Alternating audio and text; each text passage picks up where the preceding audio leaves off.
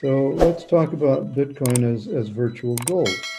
You I know, think it is. when the exchange process evolved,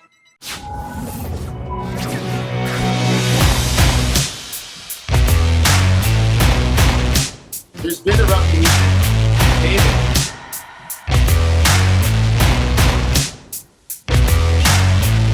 democracy, poverty reduction, and cryptocurrency. Communities get their own currency. Decentralized social networks.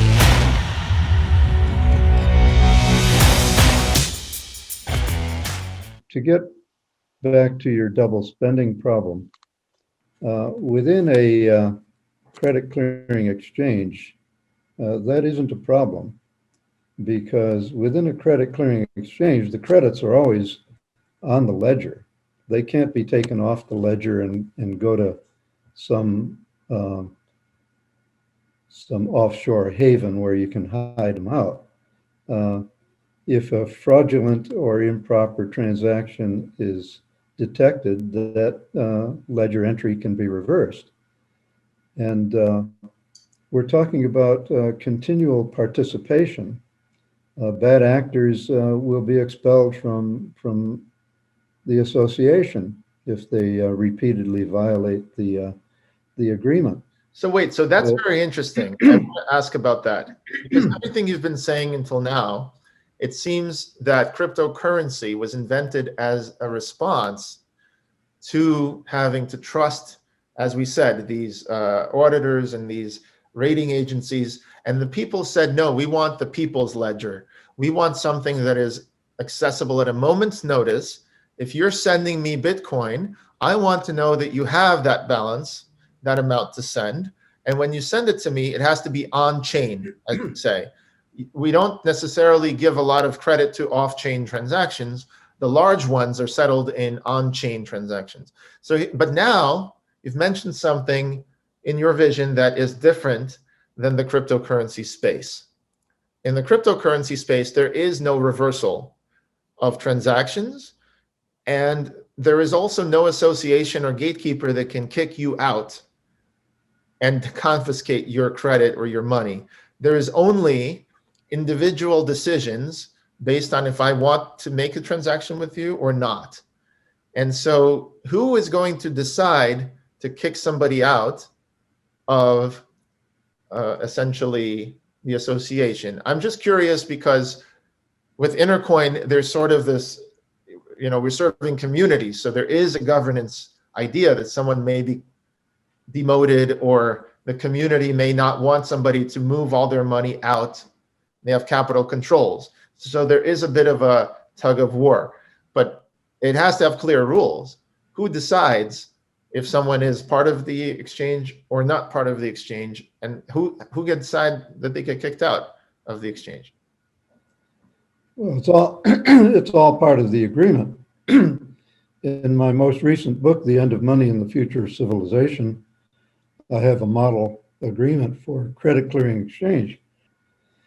It's not something at the whim of someone. It's a matter of are you adhering to the agreement or not?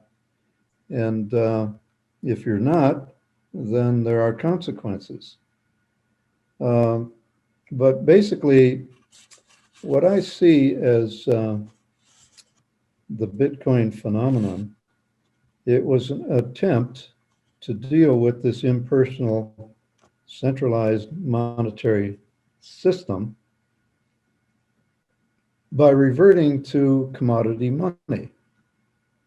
Yes. Bitcoin it's a virtual commodity. It's created through a process of running computers through an algorithm of some sort and coming up with a solution and getting paid in Bitcoin for having done that. So it's very much like gold, and Nathaniel Popper's book, Virtual Gold, is an excellent book that makes that parallel between gold and Bitcoin. So let's talk about Bitcoin as virtual gold. I think it is. When the exchange process evolved, we can say that for impersonal relationships in transacting business, we went from barter to commodity money to symbolic money, where commodities were deposited and credit instruments issued on that basis, to complete credit money, and now to credit clearing. That's the evolution of the clearing of the exchange, reciprocal exchange process that I outline in my books. So Bitcoin is actually a reversion to commodity money as a way of trying to address the flaws and the mistrust that we have in the dominant money system, the fiat money system. So yeah, it can serve to some extent as a stopgap, but it's not the ultimate solution. Now, where virtual commodities like Bitcoin might play a role is in trans-border payments and remittances. So, for example, I can see if I want to trade with somebody in a different trade exchange than the one that I belong to locally. Let's say I want to buy something from someone who belongs to a trade exchange in Britain. Now, there are different ways to network trade exchanges together. I think in order to keep the trust level at the local level, we need to keep local trade exchanges relatively small. But we have to have a way of networking local trade exchanges together on a wide area basis to make them more useful. In fact, eventually make them globally useful, so that I can use my credits here in my local Tucson exchange to buy something from someone in London in a London exchange. So how do we do that networking? We can have a hierarchy of levels. We can go from local exchanges to citywide exchanges, to regional exchanges, to statewide exchanges, to national exchanges, and to global exchanges. So we have several layers, but at each layer, we have to have an algorithm that sets the credit limits for each exchange, for each level. So you see these exchanges as themselves having their own account in the next level Yeah. system. Right. I just want to say that what you just described is uncanny, because that's basically the design of Intercoin. Essentially, there is a, if you will, commodity currency, Intercoin, like Bitcoin, in the middle, and then you have communities. So what you call exchanges, it's called communities in the Intercoin system. And essentially, you start your own community to represent an existing economy or to start a new project, maybe. And it starts from zero. And as it gets adopted by the merchants in your city or vendors in your whatever online community you have or whatever service providers, they adopt the token of that community.